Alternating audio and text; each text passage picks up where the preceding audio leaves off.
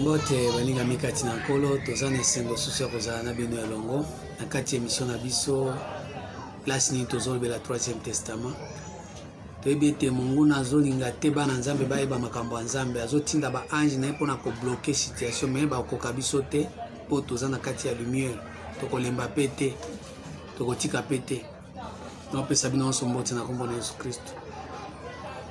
Balingami mposa ya nzambe ezali ete lelo ndenge tosili kokóma na moma oyo ntango tozotraverse mposa ya nzambe elingi ete toza kati na boyebi, kati na bososoli, kati na bwanya, kati na kimia.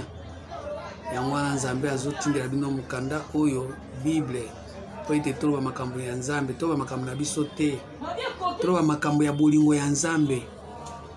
Yango wana azosenga na bino bisika bozwami, bozwa Bible na bino, ozwi papier na yo, kaye na yo, bike na yo, ozokoma makambo tozoloba. Soki pe omoni makambo noloba, oza na moyen ya kodefendre yango na ndenge mosusu, obengi ngai, nazotia numero na ngai na chaîne wana mpo bobenga.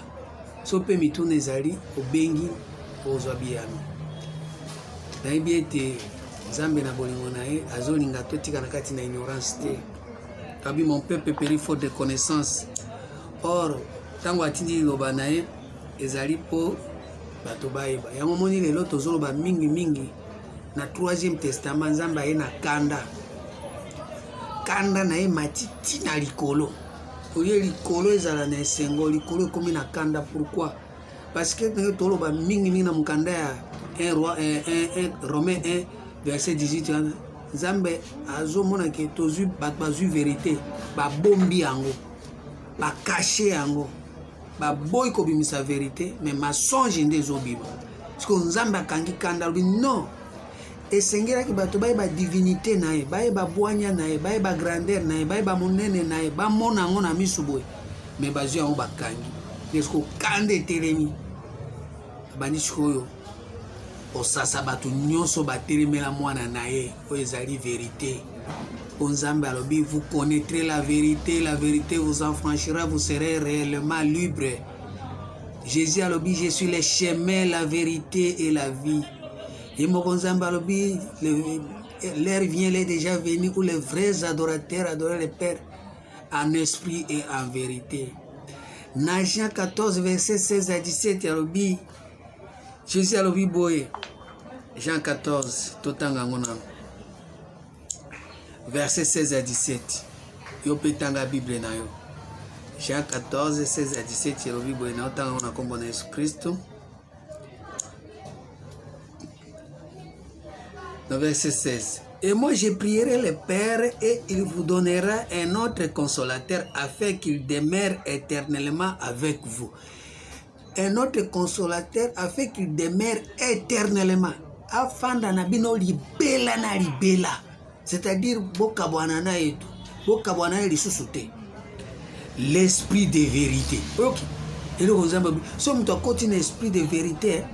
Afanda nango libela na libela. Bon, oh, esprit de vérité, bazu bakanyango, ba bloquant. Ba oui ba vérité té. Ba un esprit de vérité. Vous ba un esprit de mensonge. Ba un esprit de l'homme. Ba un esprit des animaux. Mais bazu esprit de vérité. Pas un baron d'esprit, mais esprit de l'homme. Lequel de l'homme connaît les choses de l'homme si ce n'est l'esprit de l'homme qui est en lui. 1 Corinthiens 2 verset 11. Personne ne connaît l'esprit de Dieu. Si vous avez un esprit, il y a un animal. Il y a un Corinthiens 15. Vous avez un esprit, il y a un nyama. Il y a un esprit, il y a un nyama. Mais esprit de vérité, il y a un. Mais Jésus a dit bien que. Et moi, je prierai le Père, il vous donnera un autre consolateur afin qu'il demeure éternellement avec vous, l'esprit de vérité. Pour Jésus, il y a une vérité. Il y a un esprit de vérité. L'esprit de vérité, il y a un esprit de mensonge. L'esprit de vérité que le monde ne peut pas recevoir parce qu'il ne le voit pas et ne le connaît pas. Mais vous le connaissez car il demeure avec vous et il sera avec vous. Bato bazana monde nini? Il y a première alliance. Premier testament. Monde nini? ya deuxième testament bakoki koyeba eloko te bakoyeba bango te puisque bango baza na premier testament na deuxième testament bakoyeba makambo ya troisième testament te mpe ata bayebi bakokɔta te. Pourquoi bakokɔta te? Parce que basi bakomi bamibange. Or soki olingi okɔta na kati ya troisième testament il faut ekuta yo oza vierge oyebi eloko te nde bakotisa yo mpo Jésus Paul azoba. Si vous pouvez un peu supporter un peu de folie, je vous ai fiancé à un seul époux pour vous présenter à Christ comme une vierge pure. Vierge, ça veut dire que vous côté. Ayebi eloko te. Mutazana akangami na premier testament te, akangami na deuxième testament te. Azokuluka na eza posa nzambe nde asunganga na ibana ngai nzambe. Ayebi makambo te mais so na premier testament ba ta premier testament, première alliance. Ba makambo ebele. Ya alliance ya Agar. Donc na deuxième alliance ba makambo ebele. Ya alliance ya Sarah. Mais so memeli bango alliance ya Ketura, troisième alliance, ba bien ngote. Et puis balingi yango tapé balingi yango bakota te puisque basi bakotisi déjà balekisi âge na bango na makambo baza baumbu na esclavagisme ya Agar, baumbu ya mbongo, baumbu ya lokuta, baumbu ya mtema mabe, bakomi miumbu bakota jamais na royaume pour bazala roi ba dominer mtema mabe, ba dominer lokuta nde domina bango. So bato wana basi balekisi ta na bango nyonso bakomi ba age moko ese pusa mo susu ba bandela exactement mo ni Jésus azopesa Nicodème abi yo il faut bota mambala mibale. Nicodème abi docteur abi ngana sina kolibo na koma ndenge nini na zonga suna libuma mama esimba te. Il faut ce que bato ba abi celui qui est né de la chair est chair et ce qui est né de l'esprit est esprit. Et c'est que le bota meso na esprit. Nicodème tellement ça qui agit. Ata bota na esprit obanda na zéro te. Asa likisi tana ye nyonso na chair. Asa likisi tana ye na matière nzoto na nzoto. Makambo nyonso nzoto na nzoto. Or na mkanda ya Genèse 6 verset 3 Nzambe a retiré déjà esprit na ye atiki nzoto na nzoto, méchanceté continue. Mon esprit ne restera pas sur chair puisque l'homme n'est que chair. A longo l'esprit. So Nicodème azaki vit na ye mobimba nzoto na nzoto sans esprit. Il y a un moment où docteur de la loi baza nzoto na nzoto sans esprit. Ba yebi mingi na nzoto mais esprit baza na ngote. Or Dieu est esprit. Il y a un moment où Nzambe tango na bolingo na ye azolinga siko esprit de vérité e banda na mutu tango azana no vierge yo ebi no makambo Nzambe te oye pa Nzambe ozana no mwana olingo oye ba Nzambe otambisa bo mwana na Nzambe za la vierge oyebi eloko te. Tango ebi eloko te obanda na esprit de vérité pour esprit de vérité Nzambe abanda na ebandeli akende no tina suka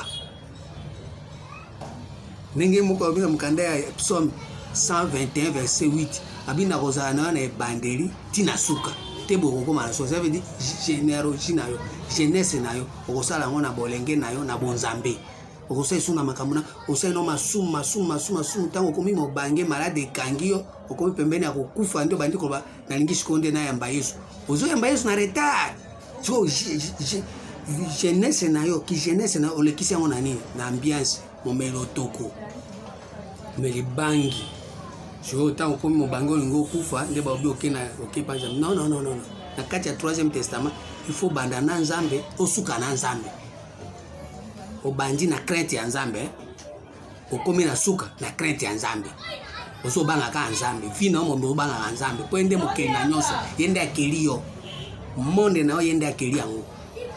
Monsieur, vous avez pour père le diable, vous voulez accomplir les désirs de votre père, il est le maître, il ne se tient pas dans la vérité. Lui, il est toujours dans les mensonges. Quel mensonge? Tango, esprit de vérité, ce n'est que le mensonge. L'esprit de vérité que le monde ne peut recevoir parce qu'il ne le voit pas et ne le connaît pas. Mais vous le connaissez car il demeure avec vous et il sera avec vous. Mais moto azana monde ni monde ya masumu, monde ya diable, monde ya satan, monde ya makambo ya mokili. Aibi mingi ba histoire, aibi mingi géographie, aibi mingi ba science ya makambo ya mbilinga.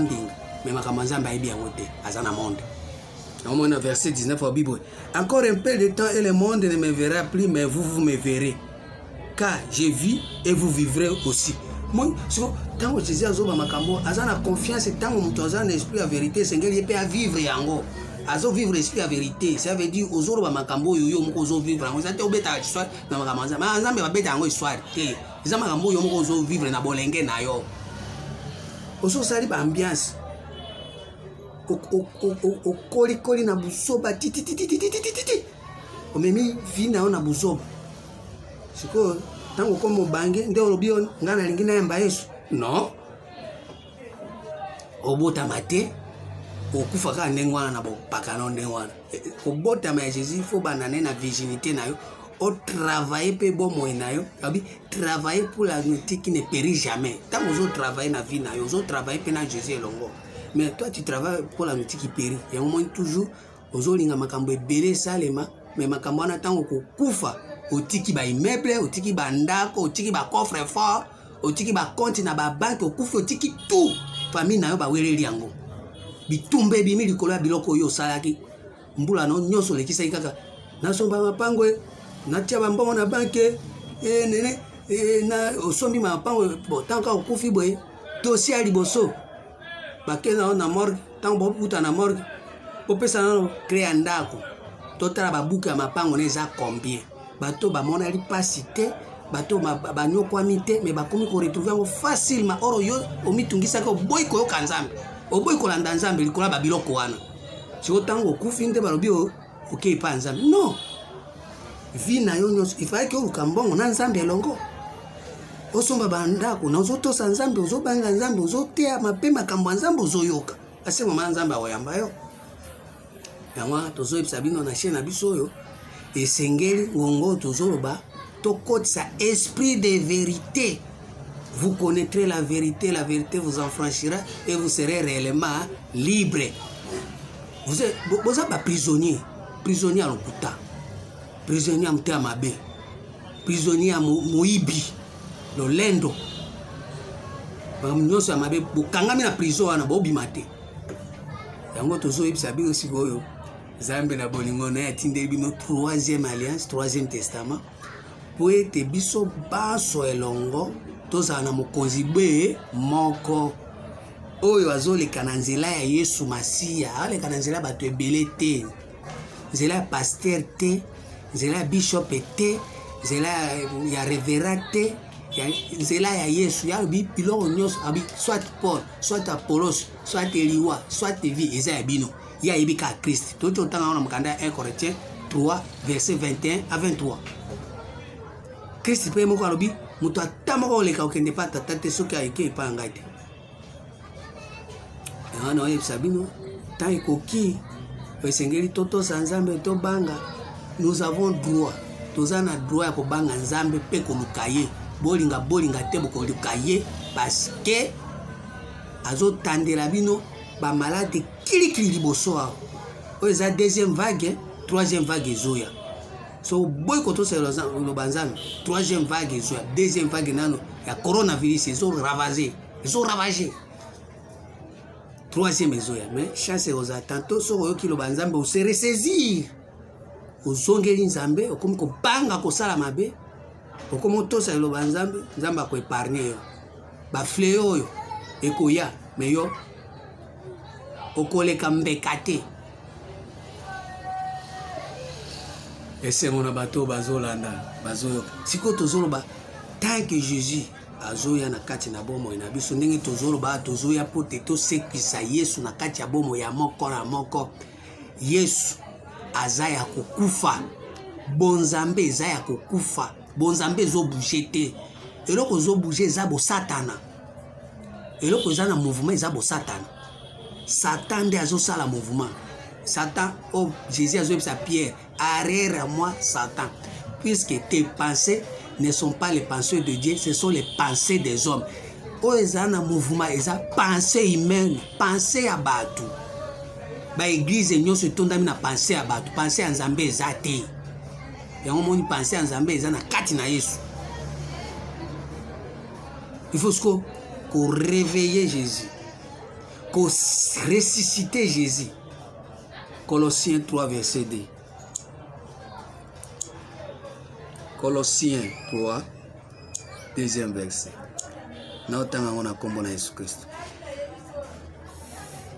Si donc vous êtes ressuscité avec Christ, si donc vous êtes ressuscité avec Christ, c'est quoi mon côté? Base mutase kwa kaye mon côté, base kwa kaelongona Jésus. Tozonga na Romain, ndeto ke na Colossiens po Romain de azolo bango bien, Romain 6. Romain 6 ya la Bible.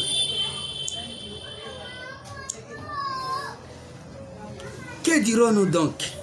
Demeurons-nous dans les péchés afin que la grâce abonde? Loin de là. Nous qui sommes morts au péché, comment vivrons-nous encore dans les péchés? Ignorez-vous que nous tous qui avons été baptisés en Jésus-Christ, c'est à sa mort que nous avons été baptisés. Nous avons donc été ensevelis avec lui.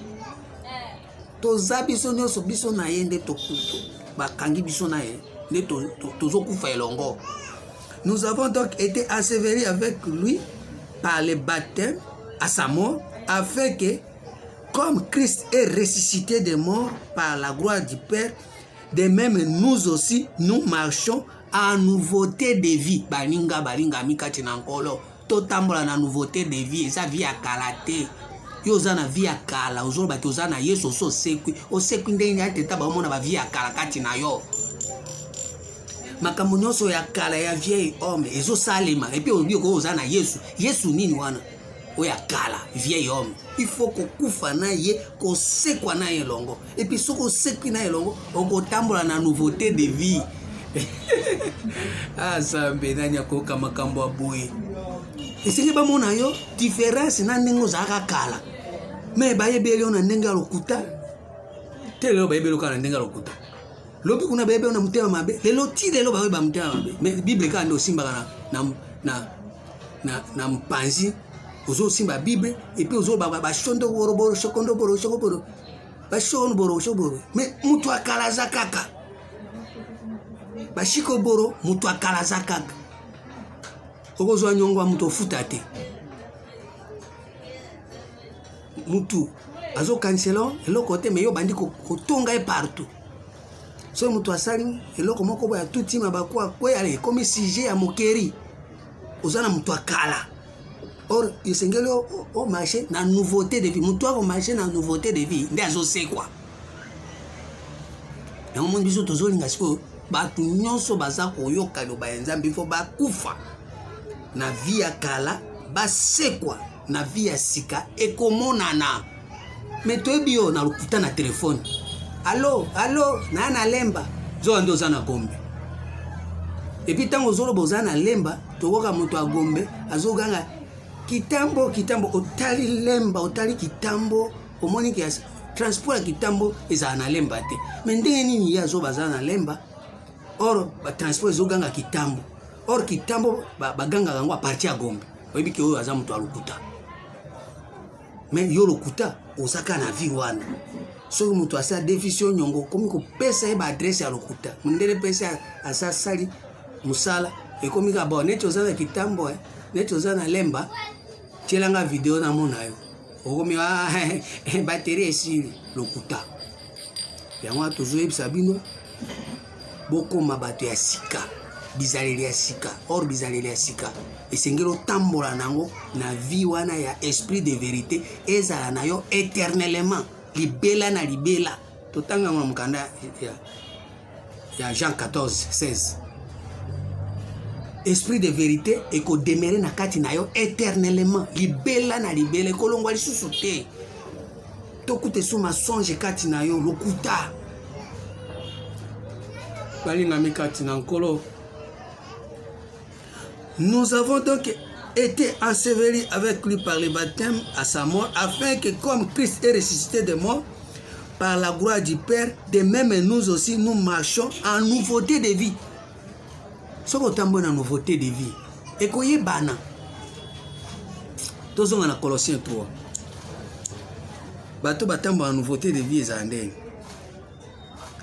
Boti ya bana na bino na contact na connexion na matériel. Po tolingi bato ya nouveauté de vie bazala.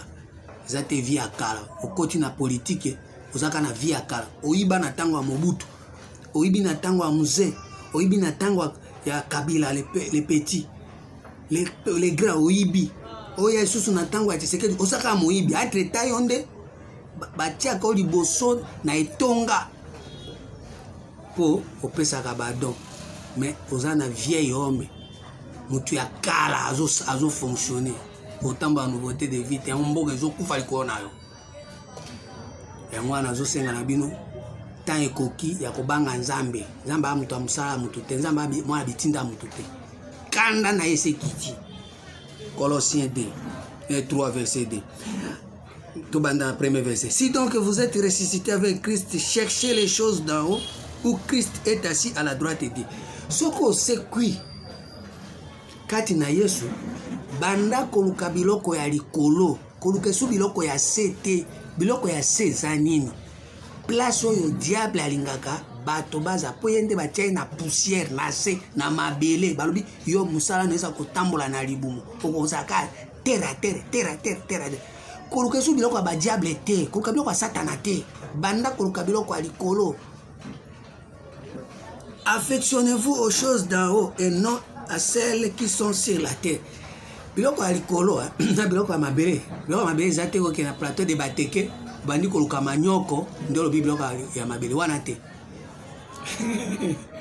Balobi mabele malamu eza oyo batie semence batie liloba ya Nzambe tango liloba ya Nzambe kokota mabele wana ekomi kobimisa bambuma ya malamu. Ah Nzambe sunga.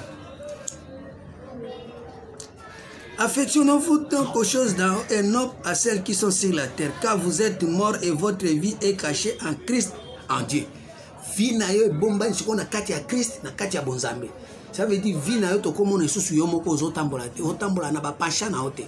Otambola makamu ningo zaka liboso te. Po liboso zaika soki etindi okende koluka ba boîte de nuit, ba kunzu okay.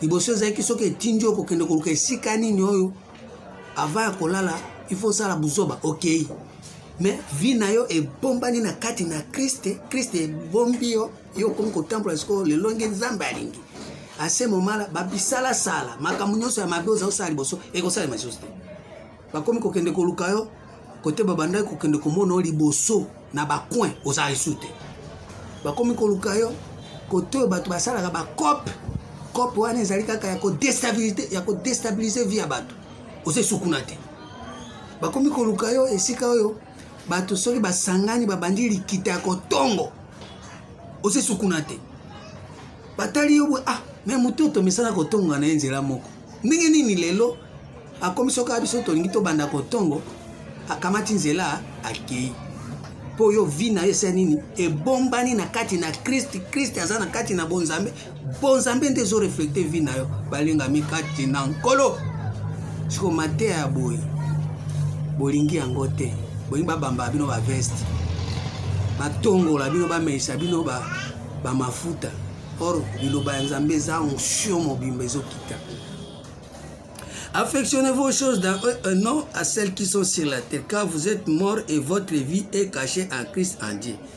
Car Christ, votre vie, paraîtra, alors vous paraîtrez aussi avec lui dans la gloire.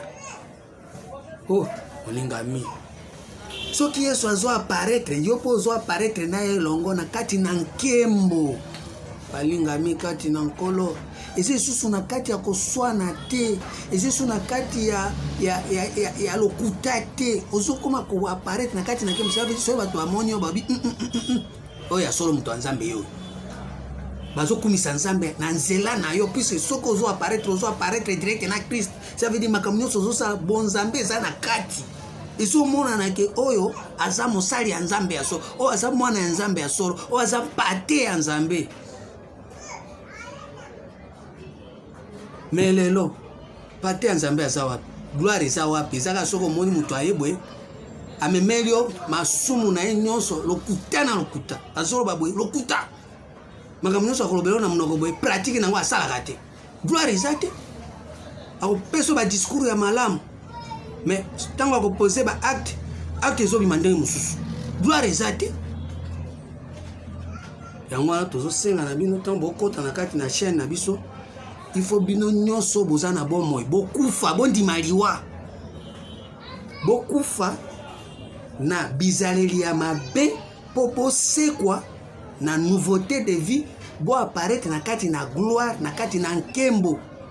Mutu soka moni obo akumisi nzambe, mutu soka yoki obo akumisi nzambe, mutu soka moni obo ayoki yo ata azali kobela ma desili. Eza te ke soki okomi obakiseli malade obakiseli bakanda akomi mutu ya makambo nyonso olobaki ekomisi ye alali mutu ezobeta. Lobi na tongo bapesi ye bakisi ekomi yo aza parisi mpo olobelaki likambo moko boye nyokoli ye. Non, gloire eza te, wana gloire eza te. Gloire esengeli bato bakumisa nzambe likolo ya biloko oyo ozosala. Yango wana osenga na bino nyonso oyo bozolanda emission bokotisa bana na bino na kati na 3e testament 3e alliance po ete babima na kati ya bapelema na kati ya gloire wana. Mboka ebonga, makambo ebonga. Différence ezala entre bato basambelaka na bato basambelaka te. Pour le moment, différence eza te. Bapagano bamiyibi, bana nzambe bamiyibi. Bapagano bato ya lokuta, bana nzambe bato ya lokuta. Bapagano bato ya lolendo, bana nzambe bato ya lolendo. Lofundu. Kanda nzambe se teremi. Boyoka soni. Esengeli bokufa na bizaleli ya mabe bosekwa na nouveauté de vie. Tango kosekwa na nouveauté de vie, gloire kembo ya nzambe komona na présence na yo komi nzambe azomonana. Eza teke soyo mutu amoni abangi, abandi okima, alukinzela mususu, akatisa po bokutana te. Azobanga yo na musika. Soki ayoki oyebwe motema ebeti obi aye lisusu makelele ye. Gloire eza te. Kembo eza te. Yango wana tozolinga tosekwisa bino bokota na kati esprit de vérité po ete bozala enfranchir. Jean 16 verset 13. Tanga Bible na yo Jean 16 13e verset. Tobanda tana 5. Maintenant, je m'en vais vers celui qui m'a envoyé. Ozoka makambo. Jésus tango azoloba makambo. Jésus eza Jésus oyo yabina ba papier te. Jésus c'est la vie. O mutu azalaki nango liboso. Tango ozotambola na Jésus, esengelo kufa na Jésus wana. Oya liboso wana, oya vieil homme.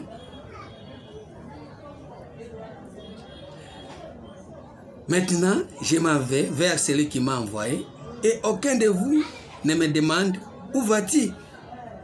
Mais parce que je vous ai dit ces choses, la tristesse a rempli votre cœur. Cependant, je vous l'ai dit, la vérité. Il vous est avantageux que je m'en aille. Car si je ne m'en vais pas, le consolateur ne viendra pas vers vous. Ce qui est sous Oyakala. Na kati na yo akeite consolateur akoyate esprit de vérité koyate. Soki Yesu yo ya kala ozotambola na Yesu na masumu, ozotambola na Yesu na moyibi, ozotambola na Yesu na mutema mabe, ozotambola na Yesu na lokuta. Yesu ya kala soki akeite consolateur akoyate. Il faut tambola na Yesu na yo ya kala wana ba boma ye na yo elongo, bokufa elongo po bosekwa elongo. Cependant, je vous l'ai dit, cependant, je vous dis la vérité. Il vous est avantageux que je m'en aille, car si je ne m'en vais pas, le consolateur ne viendra pas vers vous. Mais si je m'en vais, je vous l'enverrai. Et quand il sera venu, il convaincra le monde à ce qui concerne la justice et le jugement. Eh, Zambi, na koka makambo aboy. Tu vois ce qui a eu? Esprit de vérité, nde ako convaincre yo natina etali vérité oyo esengeli ezala sikoyo a partir ya mutu na oya sika. Eza mutu ya kalate vieil homme te. Nouveauté de vie oyo kobanda kotambola nango nde sikoyo ya ko convaincre yo na péché. Obi non, ndenge so komi na nouveauté de vie komi kona kotambola na esprit de vérité, demeurer nango éternellement, kolongola ngo susu te ozonga na esprit de mensonge. Ako convaincre parce que au contre na vie oyo et ko permettre yo ba mabenyo so banda osala liboso omonango bololo. Et comme mabe vraiment, nazaki mabe makasi. Nazaka na vieil homme. Et quand il sera venu, il convaincra le monde à ce qui concerne les péchés, la justice et le jugement. Awande, place oyo, c'est quoi ya motezo salema? So tout le monde yo comme déjà nakati ya kotambola, nakati ya justice ya Nzambe. Mbala moko jugement comme ça automatiquement pour être yo okomona isusu ke ozo sala ya Nzambe ya nouveauté de vie za juste ozo ko sala liboso. Ezalaki mensonge, ezalaki diable, ezalaki Satan, ezalaki vieil homme. À partir de là, à ce qui concerne le péché, parce qu'il ne croit pas à moi. Parce que à ce moment, on convainc que le péché, tu crois sur un vieil homme, tu dis mais les sous ma kamba kalaté, pour kalakala ezalaki, soko lingo sala makamba mabe osali, osala vieil homme, ngo ibo ibi, ngo tongo tongi, ngo sono soani. Tu vois, à condimé les sous mutu akalawana te. La justice c'est parce que je vais au Père que vous ne me verrez plus. Ça veut dire mutu akalawana akomona na justice puisque yo comme un esprit de vérité éternellement. Puisque babi les mondes me connaîtront mais vous me connaîtrez. Bino bokoye bangai. La justice parce que je vais au Père et que vous ne me verrez plus. Le jugement parce que les princes de ce monde est jugé. Quel prince? Vieil homme. Bomotono ya kala. Aza déjà jugé kazo sala buzoba, azo tindona makamabe makasi, azo sala makambo ezali ya esprit de vérité te. Ozo ki esprit de vérité au bombi ango, esprit de mensonge nde zago sala, esprit de vagabondage des osala. Ya mwana azo senga na bino bokota na 3e testament puisque esprit de vérité ezali. Soko koti na kati ya 3e testament. Ozo a convaincu que esprit de vérité ezali, ko devrait pas éternellement. J'ai beaucoup de choses à vous dire, mais vous ne pouvez pas les porter maintenant. Deka tozoloba, tozama kambebele akoloba na 3e testament. Mais boki ko zongo chikote. Esaïe 42 verset 16. Verset asuka ngwana. Esaïe 42 verset 16. Elobi boy. Nota on a kombo na Jésus Christ. 42 16e verset. Toba na 19 na osong na 16. Qui est aveugle sinon mon serviteur? Qui est aveugle sinon mon serviteur? Et sourd comme mon messager que j'envoie. Qui est aveugle comme l'ami de Dieu, aveugle comme le serviteur de l'Éternel. Ça veut dire makamonyo sozobo bozaki ba aveugle. Ozo mona ngote. Ozai sourd. Ozo kate. Ba mi Nzambe. Bolingi Nzambe mingi me bwa ba aveugle. So ba mi Nzambe yana ba aveugle wana. Nzambe sikoyo afungo ya bino siko miso obanda komona. Afungo bino matoi obanda koyoka. Tu as vu beaucoup de choses mais tu n'as pas pris garde. On t'a ouvert l'oreille mais on n'a pas entendu. Afungolo miso bandaka mais otikala koyoka te. L'Éternel a voulu pour le bonheur d'Israël publier une loi grande et magnifique. C'est un peuple pillé et dépouillé. On les a tous enchaînés dans des cavernes, plongés dans les cachots. Ils ont été mis au pillage et personne qui les délivrait. Dépouillés et personne qui disent restituer. Vous avez pillé, vous avez la prison. Mais vous avez défendre mais vous défendre verset 16 Ésaïe 42 verset 16. Je ferai marcher les aveugles sur un chemin qu'ils ne connaissent pas. 3e alliance. Je les conduirai par les sentiers qu'ils ignorent. Je changerai devant eux les ténèbres en lumière et